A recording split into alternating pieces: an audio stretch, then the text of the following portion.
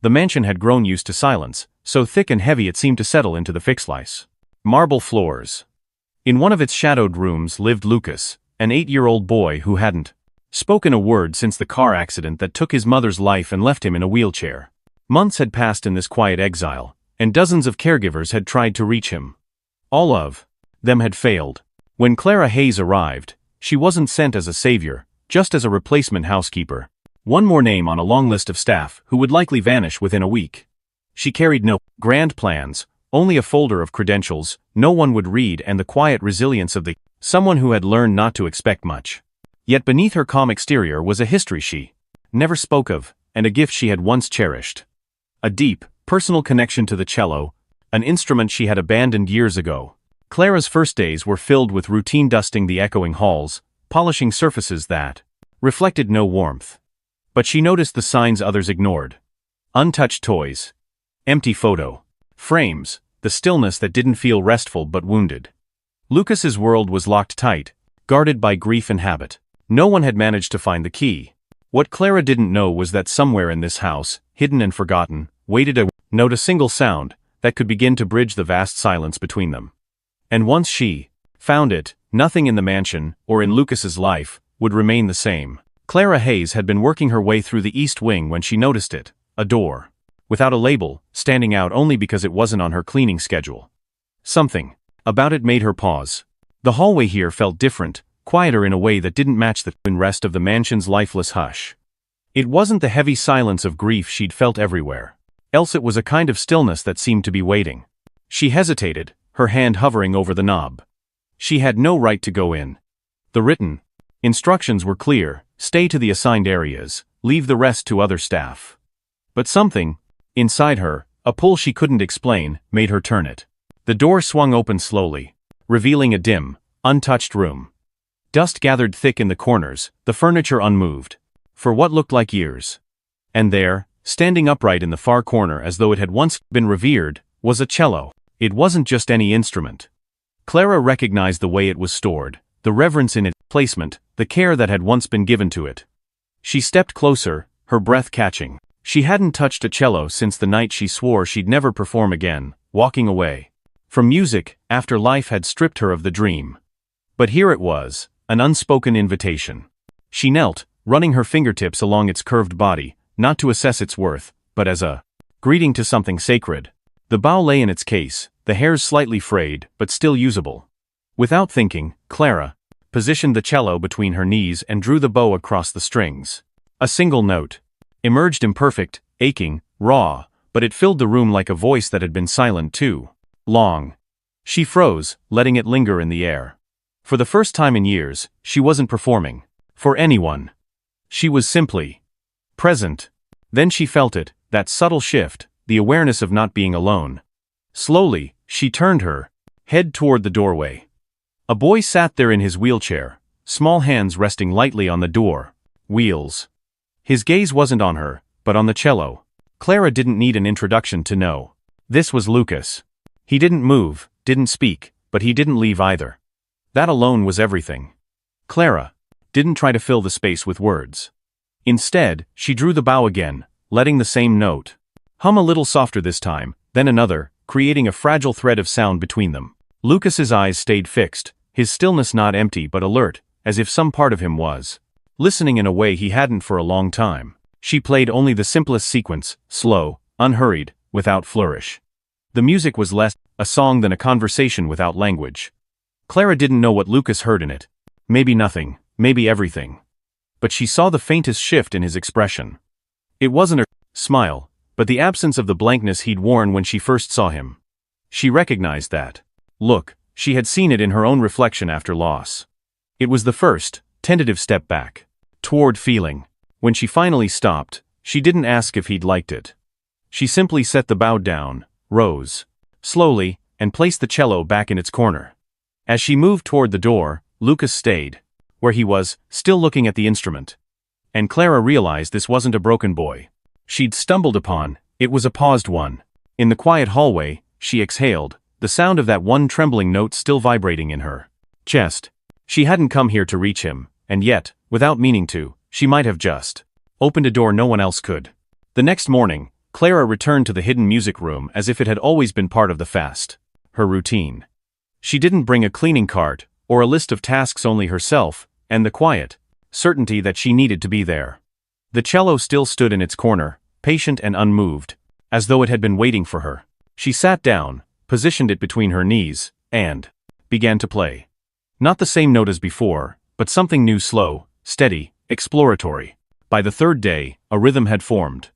Clara would slip into the room at the same hour, start without fanfare, and fill the space with sound. She never spoke to Lucas during these moments. Never asked him to respond.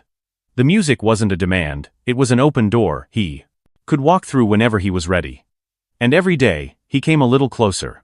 At first, he lingered in the hallway, just outside the frame of the door. Then, he rolled into the room, keeping a cautious distance. His eyes always went to the cello, never to her. On the fourth day, while tuning the strings, Clara noticed a small built-in cabinet. Curiosity nudged her to open it. Inside, beneath a layer of dust, was a smaller cello, child-sized, its wood dulled, but still beautiful, the fingerboard worn from some past touch. Her breath caught. This had been meant for Lucas. She brushed it clean gently, her fingers moving as if handling something sacred, then placed it on a stand across from her chair. Not too close, just enough for him to notice. That afternoon, Lucas wheeled a little farther into the room. His gaze locked onto the smaller cello, his shoulders tilting forward ever so slightly. Clara didn't comment, didn't gesture toward it. She simply began to play her own, the sound warm and steady, letting the music do what words could not. Over the next few days, something shifted. Lucas's presence grew more anchored, his wheels a few inches closer, his eyes tracking the movement of her bow. And then, one rainy afternoon, it happened. Clara finished a soft passage and rested her bow on her knee. Lucas moved forward, his hand inching toward the smaller instrument. He didn't touch it at first, just hovered above it, his breath caught. Clara said nothing, only watched from the corner of dressing her eye. Finally, his fingers brushed the neck. A moment later, he gripped the bow. The hold was awkward, unsure. Clara rose slowly and approached, kneeling beside him. Without taking control, she guided his fingers into position, her touch light but steady. Together, they drew the bow across the strings. The sound that came out was scratchy, uneven, far from perfect. But it was his. Lucas blinked at the vibration, his lips pressing together as if holding back something unspoken. Clara resisted the urge to praise or correct him. She knew this wasn't about skill. It was about trust. She let go of his hand, giving him space. For a second, he kept the bow raised, then lowered it gently into his lap. It was the first sound he had made in months, not with his voice, but with something just as powerful. And as Clara returned to her seat and picked up her cello again, she understood that they had crossed an invisible threshold. The music was no longer hers alone. It belonged to them both now. For weeks, David Mercer had kept his distance. He wasn't a man who thrived on uncertainty. His world was built on control, precision, and predictable outcomes. That mindset had served him well in the corporate boardroom, but it had also become the armor he wore at home. When Clara Hayes first arrived, he considered her just another housekeeper who would pass through without making a difference. Lucas didn't need interference. David told himself he needed stability, routine, and above all, protection from further disappointment. Still, something began to gnaw at him. Reports from the staff hinted at changes. Lucas was waking earlier. He was eating a little more. There were even whispers of a faint smile. David didn't see it for himself. He was gone before dawn most mornings. But curiosity began to outweigh his caution. One night, he gave in to an old habit. Logging into the house's internal security feed, he searched for the music room. What he saw stopped him cold. Clara sat on a low stool, her posture relaxed yet attentive, guiding Lucas's small hand along the bow of a child-sized cello. His grip trembled, but he was engaged, focused in a way David hadn't witnessed since before the accident. There were no words exchanged, no forced enthusiasm. Just a steady rhythm of patience and response. Clara matched his pace perfectly, adjusting when he faltered, repeating without judgment, letting him lead in his own way. David replayed the clip twice, then a third time. The more he watched, the tighter his chest felt, not from anger, but from something far more uncomfortable: fear. If this was working, it meant his walls, carefully built around Lucas, might actually be keeping him from healing. The next morning, he found Clara in the back hallway, folding linens. He didn't waste time on pleasantries. "You've been teaching my son," he said, his voice flat. "Yes," she replied simply, without apology. "Without permission," he pressed. "There are professionals for that." Clara met his gaze without flinching. "He doesn't need someone to fix him. He needs someone who will let him live." Her words landed like a blow he hadn't braced for. "He's fragile," David countered, his tone sharp. "If you push him too far, he'll collapse again. And I can't." He stopped short, unable to finish. Clara let the silence stretch before asking, softly but firmly, "Do you want him safe, or do you want him alive?" David froze. The question stripped away every excuse, every defense. He didn't answer, and Clara didn't wait for one.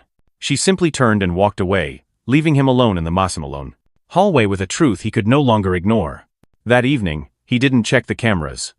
The following morning, he went to the music room himself.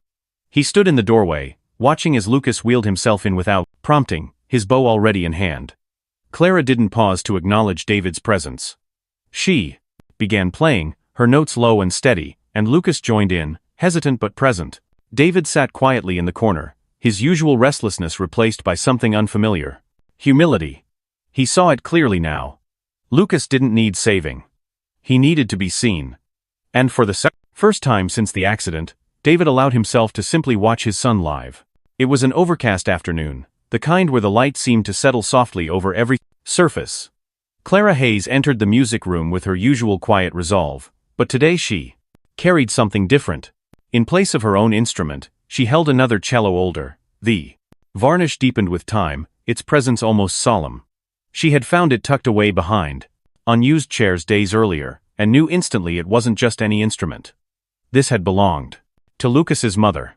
Lucas was already there, sitting across from where she usually played, his hands resting on his own smaller cello.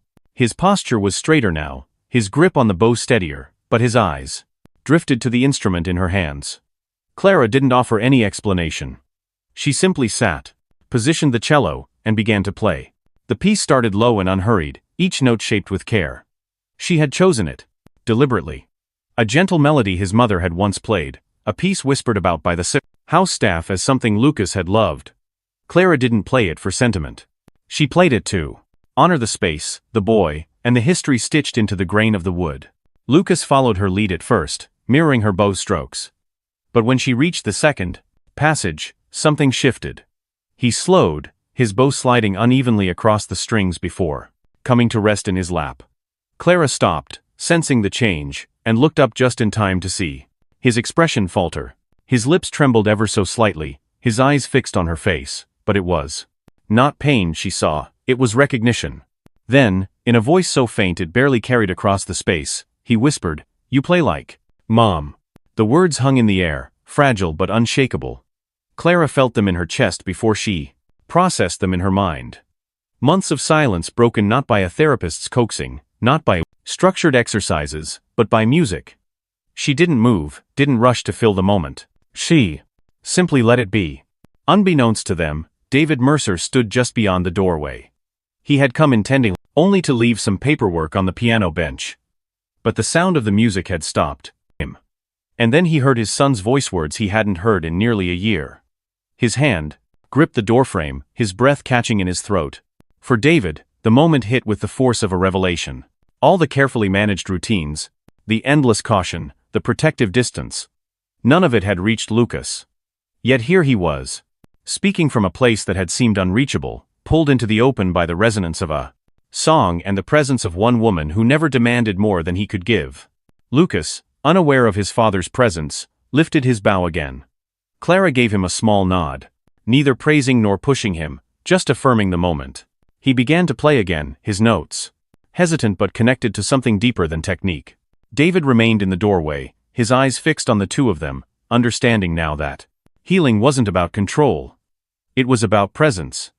And for the first time in months, he allowed himself to believe that his son wasn't lost, he was finding his way back, one trembling note at a time. The shift was subtle at first, a glance held too long, a tone sharpened just enough to be felt. Clara Hayes noticed it in the way Mrs. Whitford, the housekeeper, began watching her when she left the music room, her eyes carrying more judgment than curiosity. For days, Clara brushed it off. She'd worked in enough homes to recognize that being tolerated was the closest someone like her could expect. But the unease sharpened into something more direct the afternoon Helen Mercer arrived. Without warning, David's aunt swept into the house, like she owned the air in it, her jewelry chiming softly as she moved, her words clipped and precise. She hadn't been there since the funeral, and even then, she'd only stayed long enough to be seen. Clara was in the middle of guiding Lucas through a warm-up when the door swung open. Helen's gaze landed on her first, running from head to toe in a single sweep that said more than words ever could. "You must be the new helper," she said, the word helper wrapped in a kind of politeness that stung more than open insult. "I hear you've taken quite an interest in the boy." Before Clara could respond, Helen turned to David, who had followed her in, and lowered her voice just enough to be heard. "The child needs structure, David. A certified therapist, not a maid with a cello and ideas." The word maid cut through Clara like a clean blade. Not because it wasn't her job, but because of the way Helen said it, like the very notion that her hands could carry healing was laughable. Clara kept her face calm, her posture steady, but inside something shifted. David didn't defend her. His jaw tightened, but all he said was, "Would you like some coffee, Helen?" That was all the confirmation Clara needed. She finished the session with Lucas, her voice steady, her movements precise. But that night, in the quiet of her small room, she folded her uniform with mechanical care, her mind replaying every dismissive glance, every moment she'd felt like an intruder in this house. Her first instinct was the one she had always followed: leave before they can push you out. It was survival, and survival had kept her whole before. But this time, something made her hesitate. She thought of Lucas's face when he first touched the bow, of the quiet shifts in his posture, the way he'd begun to meet her eyes without fear. Leaving meant undoing all of that. Still, by morning, she had pulled out her old duffel and left it open on the bed. Her absence in the music room was felt almost immediately. Lucas didn't come down for breakfast. His tray returned untouched. When David went to check on him, he found the boy curled on his side in bed, turned toward the wall, his small cello resting untouched in the house corner. He didn't speak, didn't look up, didn't move when David spoke. It wasn't regression, it was grief. The bridge Clara had built with him, plank by plank, was already beginning to collapse. And as David stood there in the dim light of his son's room, he realized, with a weight that settled deep in his chest, that Lucas hadn't just let Clara into his calmer world, he'd let her become part of the reason he came out of it. Without her, the silence had returned. And this time, it wasn't just quiet. It was empty. David Mercer had never been one to act on impulse. Every decision in his life had been calculated, weighed, and measured, until now. At sunrise, without a driver or an appointment, he found himself standing on the porch of a modest townhouse across the city. He hadn't prepared a speech, hadn't even decided exactly what he was going to say. He only knew that since Clara Hayes had left, the life inside his home had drained away. Lucas had grown, stopped coming to the music room. He wasn't eating. The light they'd worked so hard to kindle had gone dim again. When the door opened, Clara stood there, hair pulled back, clothes loose and plain. Her expression was guarded, ready for whatever dismissal or critique might come next. David's voice was lower than he expected, unsteady but clear. "Come back," he said. Just 2 words. But they carried the weight of everything he didn't know how to explain. Clara didn't ask why. She didn't ask what had changed, or whether it would be different this time. She simply stepped back into the house, picked up her cello case, and followed him to the car. The drive back was silent, not with tension, but with a mutual understanding that some things didn't need to be spoken. When they returned to the mansion, Clara didn't pause to greet anyone or remove her coat. She went straight up the stairs, David trailing a few paces behind her. She found Lucas in his room, sitting on the floor with his small cello pulled close, his cheek resting against the wood, as if it could keep him from slipping away entirely. His eyes were tired, swollen from quiet tears, but when he saw her, his lower lip trembled in recognition. He didn't speak. Instead, he slid the instrument toward her and reached out his hand. Clara knelt beside him, took his hand without a word, and began tuning the cello one-handed. When she was done, she shifted slightly, and Lucas reached for his bow. Clara started to play the play's Nash melody he knew best, his mother's song. The moment the first note filled the room, his posture changed. He leaned into the sound, his bow finding its place alongside hers. David stayed in the doorway, his hands shoved deep in his pockets, afraid to breathe too loudly. This was different from watching on a screen. The air between them was alive, charged with something that felt fragile but unbreakable. Lucas's notes were hesitant at first, but they grew steadier with each measure, his gaze flicking to Clara for rhythm and reassurance. When the song ended, the silence that followed wasn't empty, it was full. Clara lowered her bow and let it rest across her knees. That was when David moved forward, slowly, as though crossing sacred ground. He stopped beside his son and placed a hand on his shoulder. Lucas froze for a moment, unused to the contact, but then he let it stay. For David, it was the first time in far too long that he'd touched his son without fear of breaking him. And for Lucas, it was the first time he allowed it. Clara watched them, her chest tight, knowing this was more than music now. It was a promise silent, but understood that they weren't going back to the way things were. The days that followed settled into a new kind of rhythm. Clara no longer came to the music room simply to play for Lucas now, she came to listen. One afternoon, as she was packing away her cello after a short session, she noticed the way his fingers lingered on the strings, not idly, but as if searching for something. "What are you thinking?" she asked gently. Lucas didn't answer with words. Instead, he lifted his bow and played 3 uneven notes. They were short, hesitant, but carried a distinct shape, something that wasn't from any of the pieces she'd taught him. Clara felt the corners of her mouth lift, but she didn't turn it into a lesson. "If you want to keep that," she said, "we can write it down." The next day, she brought a small leather-bound notebook and placed it on the bench beside her. "This is for anything that feels like yours," she explained. Lucas glanced at it, then back at his cello, uncertain. But soon, his bow moved again, and a few more notes came. Fragmented, unfinished, but undeniably his. Clara wrote them down carefully, leaving the first page open for him to see. Over the next week, the notebook began to fill. Sometimes there were only 2 or 3 notes. Other times, he managed an entire bar. Some passages were light, others slow and aching. Lucas never named them, but he would nod or point when he wanted Clara to add them to the growing collection. It was David who expanded the process without realizing it. More often now, he lingered in the corner during their sessions. Occasionally, after Lucas played something unfamiliar, he would remark quietly, "That reminds me of Evelyn," and share a memory, a made-up lullaby she sang when Lucas was sick, the way she used to hum while brushing her teeth, a laugh so bright it could stop a room. Clara noticed how Lucas would listen intently, his fingers tightening on the bow, as if trying to hold the memory in place. One afternoon, David mentioned a recital Evelyn had once played, a short piece she'd composed herself. He didn't remember all of it, but he hummed what he could. Lucas, his brow furrowed, tried to match it on the strings. The melody that emerged was imperfect but full of something raw. Clara wrote it down, noting the way David's voice softened as he watched his son give shape to his mother's song. Then, one quiet evening, it happened. Lucas had just finished playing a slow, halting passage one he'd been working on for days. Clara was jotting down the notes when he reached for her pen without warning. His small hand trembled slightly as he printed 4 letters beneath the music. M-O-M. Clara froze, her throat tightening. She didn't speak, didn't try to make it a grand moment. She simply placed her hand over his on the page, letting the silence honor what he'd just done. David, who had stepped out earlier, returned a moment later with a simple wooden frame. Inside was a photograph of Evelyn, sitting in the grass with her cello propped beside her, mid-laugh.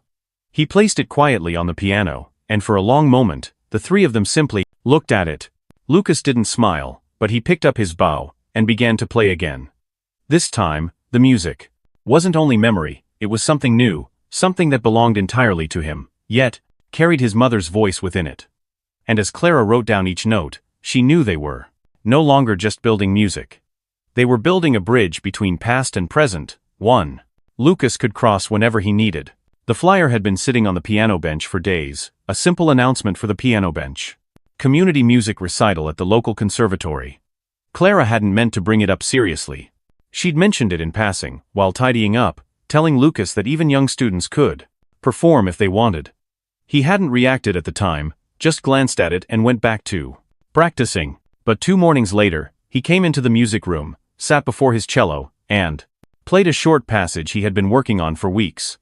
When he finished, he pointed silently toward the flyer still pinned near the door. Clara blinked. "You're sure?" she asked. Lucas didn't speak, but his nod was steady. She tried again, careful not to overwhelm him. "You know you don't have to." His eyes went back to the cello, and he refined the last 3 notes of the passage he'd just played, then looked at her again. This time, there was no hesitation. Clara understood.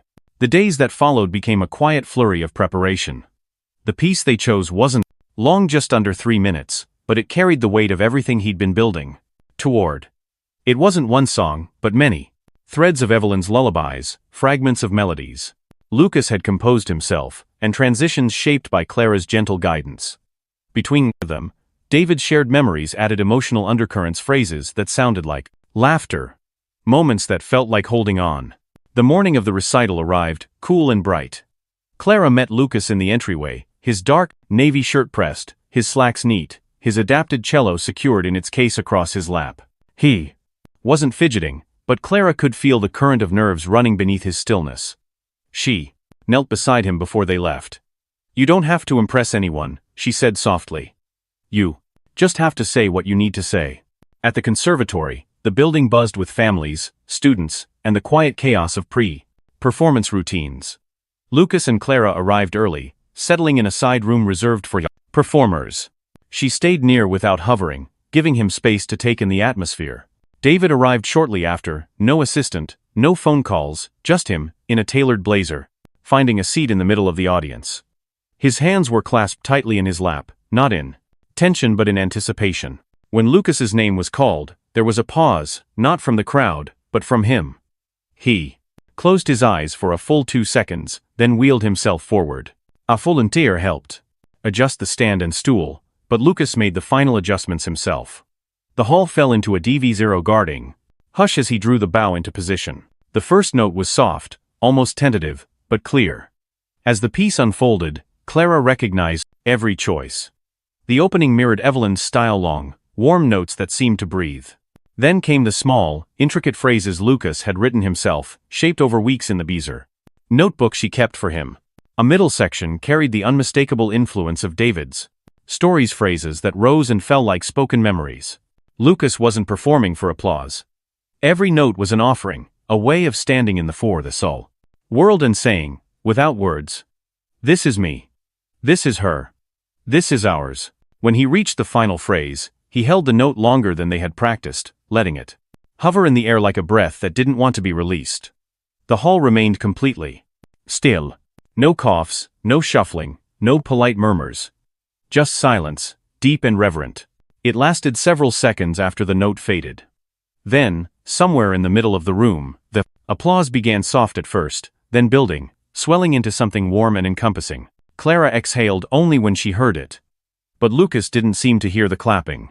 His head was still, his bow resting gently in his lap. And then he heard it, not the applause, but the quiet, choked sob of a man trying not to break apart. Lucas turned his head slightly, scanning the crowd until his gaze found David. His father's head was bowed, his shoulders trembling, his eyes bright with tears he wasn't hiding. Something in Lucas's expression shifted. It wasn't a grin, but the smallest, truest smile, one that said, "I see you." For the first time, in front of strangers and under stage lights, he allowed himself to connect openly with his father. Clara was waiting in the wings when he came off stage. She didn't rush to praise him or fill the air with congratulations. She placed her hands lightly on his shoulders and leaned in just enough to whisper, "That was enough." Lucas nodded, still holding his bow. Before either of them could say more, David appeared. He didn't speak. He didn't hesitate. He lowered himself slowly to his knees in front of his son, not as a man offering comfort or instruction, but as a father meeting his child at eye level. His arms opened without words, and Lucas leaned forward, letting himself be gathered into the embrace.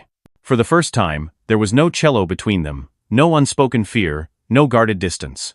Just a father holding his son, and a son allowing himself to be held. It wasn't the end of their journey, but in that moment, nothing was missing. Every lost word, every unplayed lullaby, every unshed tear found its place in the quiet strength of that embrace. And though the applause still echoed in the hall beyond the curtains, the only sound that mattered was the steady rhythm of two hearts, finally in time with each other. When the last echoes of applause faded into the quiet hum of the auditorium, Lucas sat still, his bow resting gently across his lap. Clara stood beside him, hands light on his shoulders, ready to guide him off stage. But before she could move, David stepped forward from the set wings. He didn't stop to speak to anyone, didn't wait for the crowd to disperse. Instead, he crossed the stage with a slow, deliberate stride and knelt in front of his son. For a heartbeat, it felt as though the world held its breath. David's hands came up, not to adjust Lucas's posture or straighten his collar, but to simply draw him into an embrace. There was no hesitation in Lucas's response. He leaned forward, letting himself be held. In that moment, every wall that had stood between them dissolved. There was no wheelchair, no silence, no months of distance, only a father's arms and a son's quiet acceptance. Clara watched from a few feet away, her chest tightening with the unshakable knowledge that music had done more than bring sound back into Lucas's life. It had rebuilt trust, restored connection, and woven all three of them into a space where love could breathe again. They stayed like that for a long while, unmoved by the bustle of other performers or the whispers of the audience. The moment was theirs alone, a silent promise that whatever came next, they would face it together. Sometimes, the greatest bridges are built without blueprints, crafted not from grand gestures or perfect words, but from presence, patience, and the willingness to simply show up. Music, for Lucas, wasn't just notes on a page, it was the language that carried him back to the Gaucity world, one measure at a time. And for David, it was the reminder that love is not proven by control, but by connection. If this moment touched you, share in the comments what it reminded you of. Have you ever seen a bond restored in a way you didn't expect? Don't forget to like and subscribe so we can keep sharing stories that heal, inspire, and remind us of the beauty in showing up for each other. Your voice matters here. Be part of the conversation.